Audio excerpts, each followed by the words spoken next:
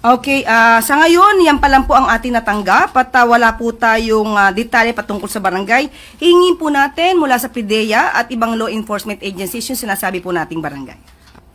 Umabot na rin sa 607 balay silangan reformation centers ang naipatayo sa ilalim ng Marcos administration. Saan pong area itong balay silangan drug centers? Para yung address po. O sige po, mamaya po ibibigay ko po sa inyo yung exact address. Okay. Ayan mga kababayan. Kita nyo po itong nangyaring interview na ito. Na talagang itong si Manang Claire ay talagang nasupalpal dito. Hindi siya handa mga kababayan. Dahil po nang sinabi niya na mahigit sa 4,000 barangays na drug-free. Dito mga kababayan, nagtanong si Eden Santos ng Net25, saan po ang mga address na ito? Na ibig sabihin mga kababayan, si Eden Santos, pupuntahan niya para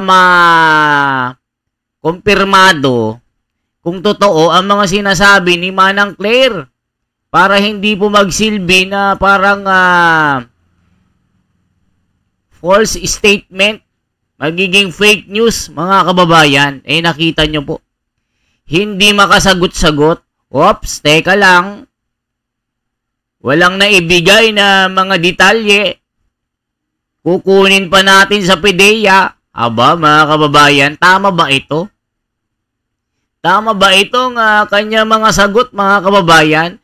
Kaya siguro ito yung dahilan na kaya nila pinapatanggal si Eden Santos. Ayaw nilang nabobokya sila. Ulitin natin mga kababayan, ano ba ang sinabi ni Eden Santos? Ano ba ang malupit na tanong niya mga kababayan? Hindi masagot-sagot ni Eden Santos. Ibig sabihin, parang parang may masabi lang. Nagigets niyo po mga kababayan. Kaya dito, nabwisit sila kay Eden Santos ng Net25, inaalis nila. Nakita nyo naman ang kanyang pagtatanong, yung uri ng pagtatanong, on the spot.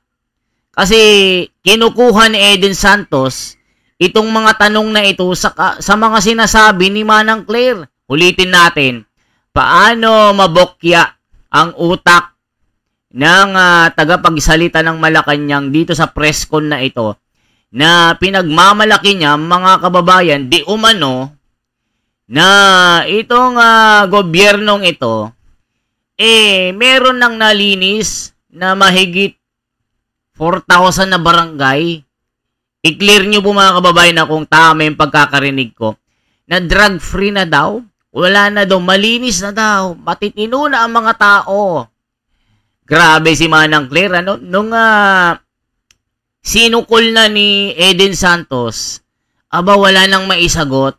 Dito siguro nila naisipan, itong si Eden Santos, lumalampas na. Mukhang pag nagtatanong, hindi ko na masagot-sagot. Tanggalin na natin. Pero bago dyan, humanap tayo ng butas. Kaya hinanapan nila ng butas ito mga kababayan. Dahil dun sa breach of protocol, doon sa Tarlac na may programa ang Pangulo para durugin yung tunay-tuneladang mga droga. Dahil doon, hinarangan daw ni Eden Santos itong si Pangulong Boy BM. Pero doon sa video mga kababayan, kasalanan pala ni BBM. Siya mismo ang lumapit sa reporter na si Eden Santos. Mga kababayan, mamaya ipapakita po natin yan. Ito po, ulitin natin na ano yung pinagmamalaki ni Manang Claire na najulbakol ng reporter na magaling. Ito po, ulitin natin ha. Mula July 1, 2022 hanggang May 31, 2025, umabot na sa 4,027 barangays ang naideklarang cleared sa illegal drugs. May we know po kung anong mga barangay, kahit ilan lang po, no? Yung 427,000 na binabanggit ninyo na na-cleared na sa illegal drugs. Okay, sa ngayon, yan pa lang po ang ating natanggap at wala po tayong detalye patungkol sa barangay. Hingin po natin mula sa PIDEA at ibang law enforcement agencies yung sinasabi po nating barangay. Umabot na rin sa 607 balay sila. O mga kababayan, kasi kayo, manang clear, pagka magbibitaw kayo ng mga ganyang mga pagyayabang, kasi kayo, pura kayo marketing. Ni isang pangalan ng barangay, hindi mo man lang naisulat sa papel mo, diyan sa kapirasong papel mo, na kapirasong utak mo. Hindi mo man lang naitanong, "Uy boss, baka tanungin ako ni Eden Santos dito. Bigyan mo naman ako kahit 10 barangay lang dyan sa pinagmamalaki nating 4 mil na barangay na drug-free na. Baka masukol ako, baka mabutata ako. Baka mamaya wala akong maisagot. Mapahiya ako kay Eden Santos. Nakakatakot pa namang reporter yan. Nabibisit na ako dyan. Napakahirap ng mga tanong niya. Mamaya, itanong ako, mabukya tayo, boss. Baka naman, bigyan mo ako ng mga detalye. Wala kang may ipakita mga kababayan, anong masasabi nyo? Ulitin pa natin, ulitin natin para maisip natin at magkaroon tayo ng conclusion. Kaya, pinaliquidate itong si Eden Santos na inalis na sa Malacanang Beat dito sa kanyang pwesto sa Malacanang. Hindi na siya makakapag-cover. Nilulupig nyo ang freedom of speech, mga kababayan. Inaalis nyo ang karapatan ng isang reporter. Tapos pipili pa kayo ng mga reporter na akala nyo kung sino kayo. Tapos, uutusan nyo ang Net25. Net25 ha. Ito ang sulat namin. Sana nasa mabuti kayong kalagayan. Sana maganda yung agreement natin. Baka naman, itong reporter nyo na si Eden Santos, sumosobra na. Lumalabag na sa protocol. Na dahilan na itong seguridad ng Pangulo, may isaalang-alang. Yan ang sinabi nila sa kanilang official statement dun sa Net25, mga kababayan. Pero lumabas sa video na si BBM ang may kasalanan. Siya mismo ang lumapit kay Eden Santos. Nasabi pa na factory ng fake news ang PCO kasi nga ultimo ABS-CBN, binanatan sila na si BBM ang lumapit po sa reporter. Tapos, nandun din ang PSG, itong Presidential Security Guard na ito. Nandun. Di ba mga kababayan? Tas sinabi nila, labag na yan sa protocol. Labag na yan. Kita nyo mga kababayan, ABS-CBN yan ha. Nakilalang yan. Kilalang, alam nyo na, mga kababayan. O sasabihin nyo, si Eden Santos ang lumabag ng protocol. Si BBM pala yung lumapit sa kanya. Nakita yan. Pinalabas yan ng ABS-CBN. Hindi tayo nagbibigay ng fake news dito. So ngayon, itong video na ito, lumalabas lamang na kaya kayo ganyan. Gusto nyong mawala si Eden Santos. Gusto nyong mapatalsik para hindi kayo mabokya. Iisipin mo, 4,000 na barangay, pinagyayabang mo, manang clear. Pinagyayabang mo na malinis na, drug-free na, wala ng mga adik. Mababait na sila. Matitino na yung mga kabataan dyan. Wala nang makitang mga nagdodroga. Tapos itanong sa'yo ni Eden Santos, magbigay ka nga ng address, saan yung address na ito nang mapuntahan. Eh ngayon wala kang maisagot, mga kababayan.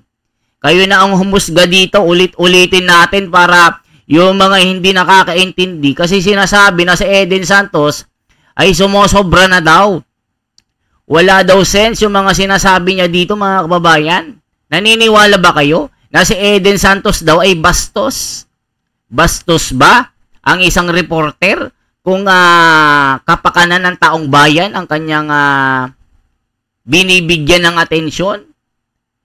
Itong reporter na ito, mga kababayan, talagang napakagaling. Walang kinakatakutan ito. Hindi nyo magiba ang Net25. Sinasabi ko sa inyo, para kayong bumangga sa higanteng pader. O ngayon, gusto nyo mawala si Eden Santos? Lalo kayong nabokya. O ituloy pa natin. Ano sinasabi ni pinagmamalaki ni Manang Claire dito na mayroong 4,000 barangay na daw na na drug free daw? Sige nga.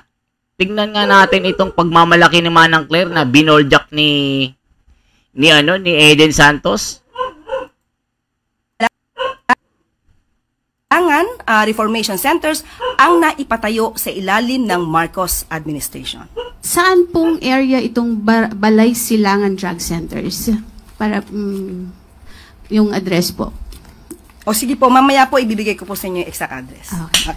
Mula July 1, 2022 hanggang May 31, 2025, umabot na sa 4,027 barangays ang naideklarang cleared sa illegal drugs. Ano ba yan? po kung along mga barangay, kahit ilan lang po, yung 427,000 na binabanggit ninyo na na-cleared na sa illegal drugs. Okay, sa ngayon, yan pa lang po ang ating natanggap at wala po tayong detalye patungkol sa barangay. Hingin po natin mula sa PIDEA at ibang law enforcement agencies yung sinasabi po nating barangay. Umabot na rin sa 607 Balay Silangan Reformation Centers ang naipatayo sa ilalim ng Marcos administration. Saan pong area itong Balay Silangan Drug Centers? Para yung address po. O sige po, mamaya po ibibigay ko po sa inyo yung exact address. Okay. O mga kababayan, kayo na ang magbigay ng komento. Nakita nyo naman, mga kababayan, hindi makasagot itong manang nyo, itong tagapagsalita ng Malacanang na pinagyayabang niya. Oops, meron na tayong 4,000 barangay na malilinis na, drug-free na. Nung tinanong na, anong barangay yan? Puntahan natin, iklaro natin, meron ba yan? Imposible. O yan, hindi niya alam, mga kababayan, ni isang barangay sa 4,000 na drug-free na daw. O sabi ng mga tao, Eden Santos, ask questions that the Filipino public need to know in the government. Hindi kinaya ang talas at no sugar coating style ni Miss Eden Santos ng Net25. Anong masasabi nyo dito? Di ba, mga kababayan? Kaya kayo nabubuljak Magbasa tayo ng mga komento, mga kababayan. Anong sinasabi ng mga tao dito?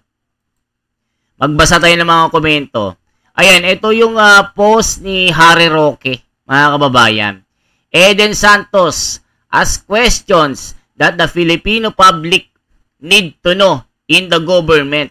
Hindi kinaya ang talas at no sugar coating style ni Miss Eden Santos. O sabi, mga kababayan, sa talas ang bibig ni Auntie Claire, kasing talas ang iyong kasinungalingan. Tignan mo. Sa talas ang bibig ni Auntie Claire, kasing talas ang iyong kasinungalingan. Sinungaling ka pala, Manang Claire binabash ka. Sabi ni Charlie, Magni Amor, dahil sa tanong mo, Eden, evicted ka na sa Malacanang. Kaya pala na evicted ito dahil sa tanong ni Eden Santos ano pa? Di ko na maintindihan ito. Lamyag yun, ani niya. Tindakang liog, di ko maintindihan ito. Drawing lang pala. Mga kababayan, yan yung mga komento ng mga netizen dito sa isyong ito. na nagmamalaki itong Manang Claire nyo na meron ng mahigit 4,000 drug-free na barangay. Pero, na-drawing lang pala. Hindi niya masagot eh. Straight to the point. Ito yung kailangang malaman ng mga Pilipino. Ito ang kailangan nating malaman, mga kababayan. Ano ba ang sabi? Speech without a clear basis. It was like relaying a word to a kid. Mema lang. Oh, mga kababayan, naintindihan natin, mga kababayan, nagsasalita ka na parang may mabola ka lang. Oops, meron na akong bahay na naipatayo. Nung tinanong saan banda yan, hindi mo masagot-sagot yung lugar eh. Kaya gaya nito, nasukol ka. Speech without basis. Speech without a clear basis. Wala kang klarong detalye. Ibig sabihin. Sasabihin nyo, bastos itong si Eden Santos. Yan ba ang bastos? Nagtatanong lang sa inyo ng dapat malaman ng mga Pilipino. Dapat kasi pagka nagbibitaw kayo ng mga ganyang statement, ayusin nyo. Kaya nabubuljak kayo ng taong bayan. Wala nang pala kayo maipakitang klarong detalye. Ultimo lugar, hindi nyo alam. Itatanong pa natin yan. Wala pa tayo yan. Hindi mo man lang naitanong Manang Claire. Kaya ka nabubuljak eh. Kaya ito ang dahilan, kaya tinanggal nyo si Eden Santos. Klarong-klaro ito. Ituloy pa natin, mga kababayan. It's a prank.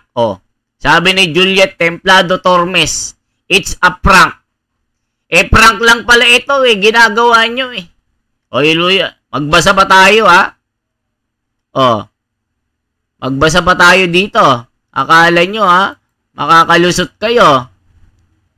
San banda Claire? Oy, mama, ang baba oy. Siya lang ang may pangalang Claire pero hindi clear ang binibigay na data. Yung data mo, hindi mo maibigay.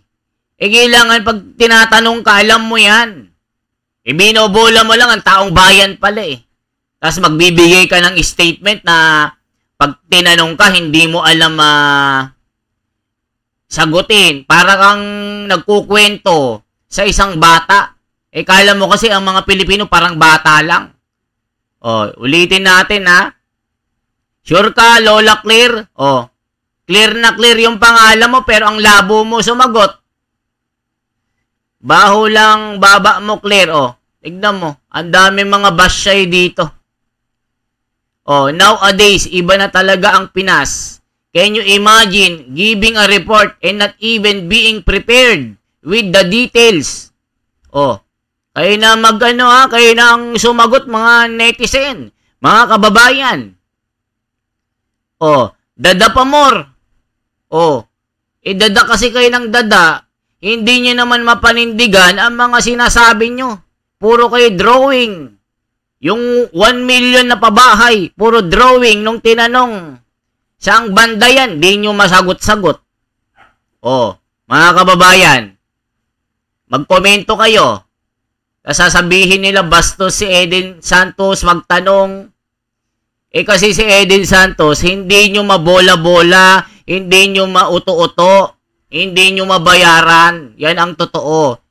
Ikumpara nyo sa mga reporter. Puro pabango ang mga tanong. Saan nag-dinner si ganito? Saan nagganyan? Saan nagpunta? Walang kalatoy-latoy na mga tanong. Itong si Eden Santos, talagang pang-buljak, pang-buhol-buhol ng utak. Yung tinatanong niya, buhol-buhol na ang utak, hindi na masagot. Tuloy pa natin ha. Madami. Shabu, nako, pero walang kriminal. Sipin nyo mga kababayan, marami na sunog na shabu, walang kriminal. Saan ka nakakita ng ganyan, mga kababayan? Ba't kasi nagtatanong Miss Eden, nabubuking tuloy yung kwentong barbero lang? Kita nyo mga kababayan, kapati netizen, binubuljak kayo. O, Kate Gabriel. O, sabi niya, ba't kasi nagtatanong Miss Eden? Ha, ha, ha, ha, ha. Nabubuking tuloy yung mga kwentong barbero. O, kita nyo? Netizen na yan, mga kababayan, ha? Wala talaga. Nakakatawa mga ito, mga kababayan. Nagbalita na cleared na tapos di alam kung saang barangay ang cleared drugs. Budol na naman kayo. Kagaya lang sa 5-5 flood control na natapos at may libu-libong ginagawa at patapos pero wala pala. O, sipi pati flood control. Sinabi nyo, everyday may merong budget. Wala pala. Puro kayo budol pala tama lang na masoplak kayo ni Eden Santos. Anong reply dito? Check natin. Check natin mga reply. Takot siya baka mapunta ang media vloggers. Takot siya baka magpunta ang media or vloggers doon para ma-interview. Sinasabi ko sa inyo, hindi kayo makakalusot. Doon nila nilagay sa kalawakan para di aabot sa kalupaan. Di lang natin makita. Ha ha ha ha. Weird. Di naniniwala yung mga napaki-weird daw ng sagot mo. Oo nga po. Haha, kaloka sinabi ni Clear. Cleared pero hindi alam. Nako, hindi mo alam kung anong lugar. True na bulsa na. Tama. Ang dami mga kababayan.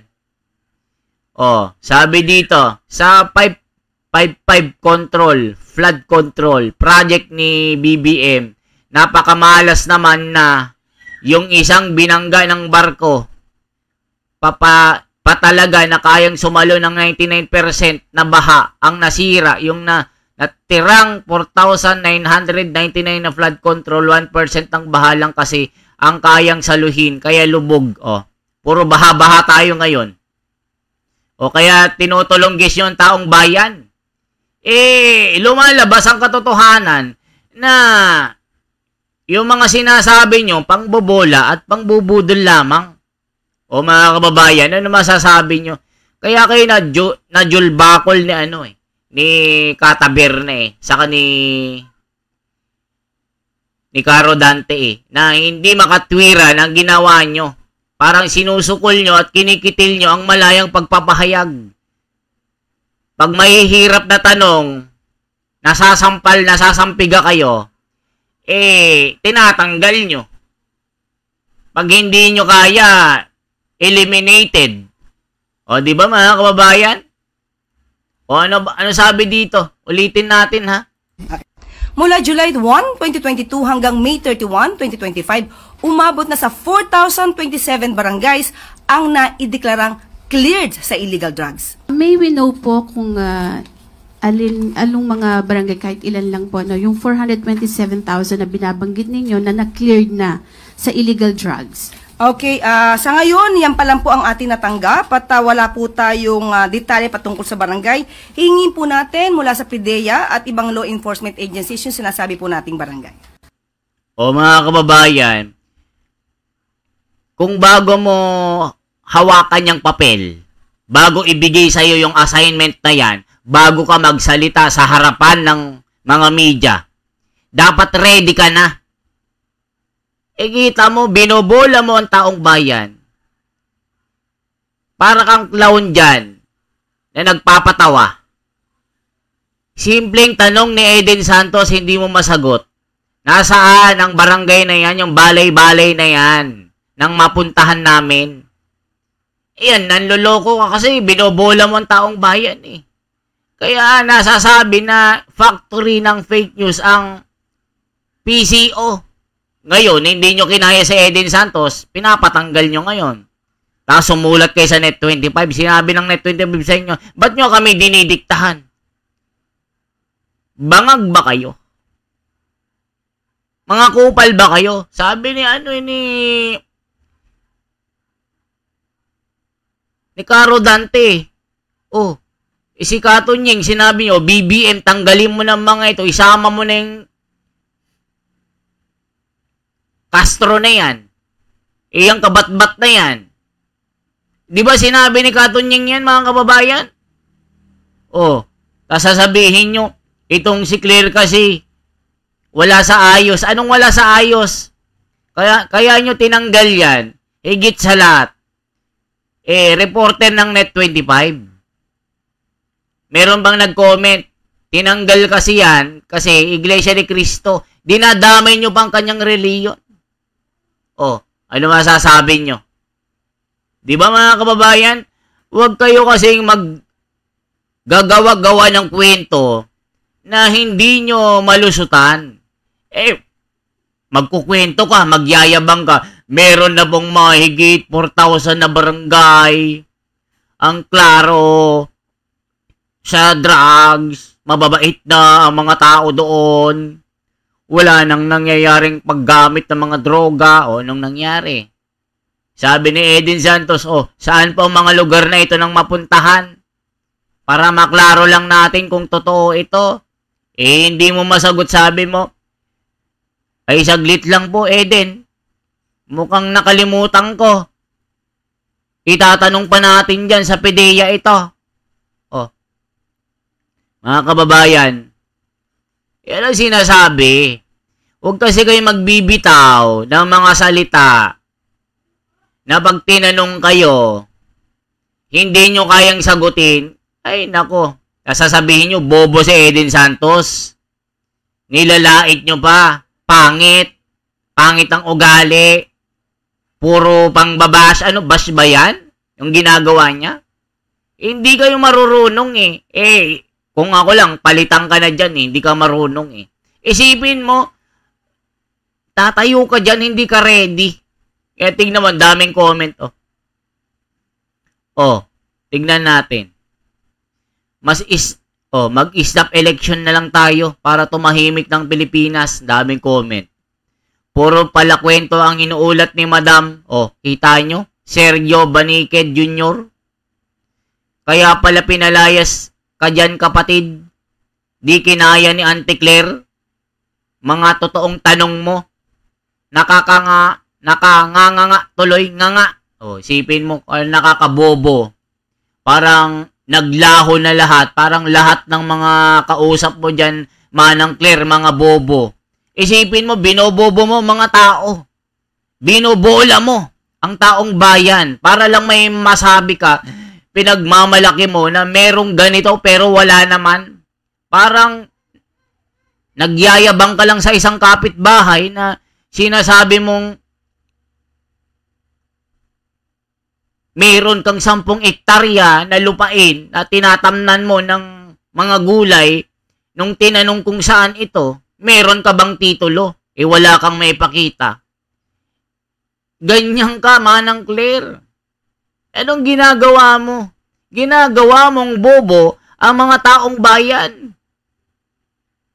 Magbasa pa tayo. Sabi dito ni Chef Fox Guerrero, kaya pala pinalayas ka dyan, Eden Santos.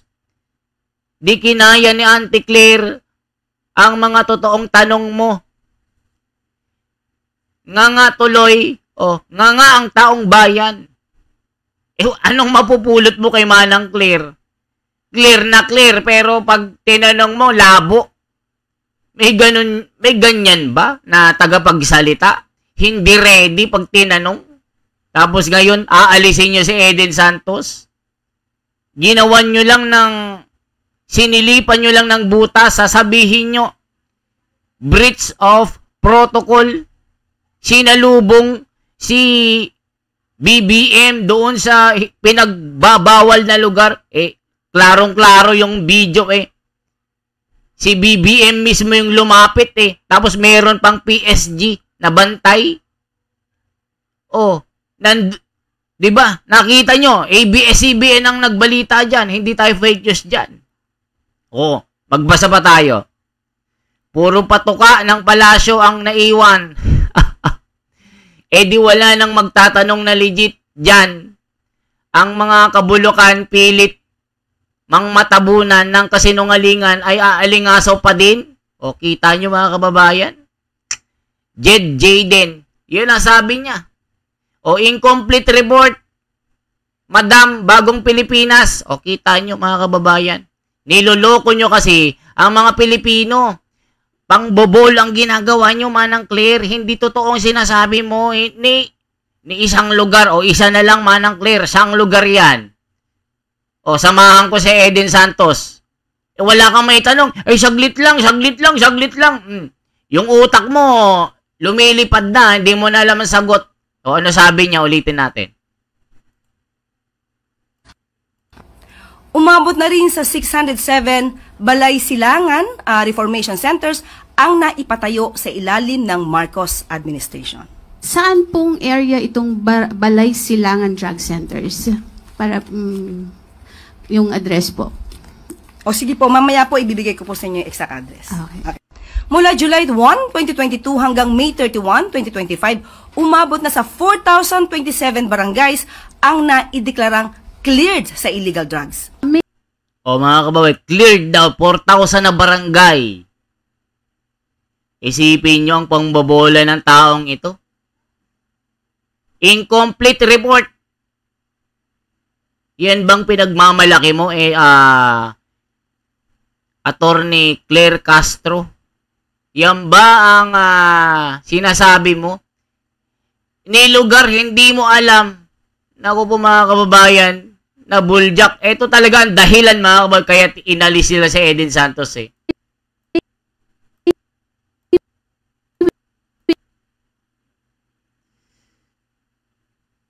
Know po kung anong mga barangay, kahit ilan lang po, no, yung 427,000 na binabanggit ninyo na na-cleared na sa illegal drugs. Okay, sa ngayon, yan pa lang po ang ating natanggap at wala po tayong detalye patungkol sa barangay.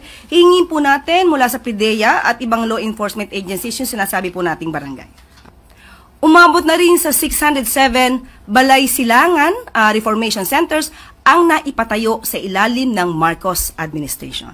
Saan pong area itong Balay Silangan Drug Centers? Para yung address po. O sige po, mamaya po ibibigay ko po sa inyo yung exact address. Okay. O mga kababayan, pati yung katabi niyang reporter na patingin kay grabe si Eden Santos. Ang lakas ng loob. Yan ang reporter. Yan ang kailangan ng taong bayan. Very, very transparent at walang kinakatakutan. Hindi nyo magigiba ang Net25. Hindi nyo masusukol o masasawat ang isang Eden Santos. Mga kababayan, gusto nyo basahan ko kayo ng Biblia. Baka mamaya lalong gumulong ang utak nyo. Hindi nyo maintindihan itong mga kontra sa ginagawa ng Eden Santos. O, mga kababayan, i-comment nyo po. Diba? Klarong-klaro na kaya nila inaalis si Eden Santos dahil dito sa mga ganitong mga pagtatanong. Gusto nilang likidahin at patahimikin ang malayang scripted to mga kababayan na. Yan ang dapat na reporter. Walang kinakatakutan, hindi nagpapauto, hindi nagpapagamit kahit sino. Hindi nyo mautusan ng Malacanang, hindi nyo kayang madiktahan itong Net25. I should say mga kababayan. Yun yung ibig kong sabihin. Hindi nyo madiktahan itong Net25. Para kayong bumangga sa pader. Yan ang totoo. Kung yung ibang istasyon na uuto nyo, na napipigil nyo, yung SMNI, na pasara nyo, I doubt kung kaya nyo ang Net25. Nako po. Para kayong bumangga sa bundok na bato, na pinakamatigas, na diamante, ang kanyang tekstura, mga kababayan. Yan lamang po ang ating bahagi. Kaya sana po, i-share nyo po ito mga kapatid, mga kababayan. Ipakalat nyo po sa buong mundo para malaman nila ang pangbobola ng mga ito, ng mga tulongges na ito. Masaya na po ako mga kababayan kung itong video na ito ay i-like nyo, i-share nyo po at isang click po sa ating subscribe button para po dumami po tayo. Maraming salamat po sa inyong pagsuporta sa ating talakayan ngayon. Mabuhay po ang mga Pilipino. Mabuhay si Eden Santos. Mabuhay ang Net25. At mabuhay po ang sambayanang Pilipino na naghahanap ng tunay na kasagutan. Mga kababayan, mabuhay.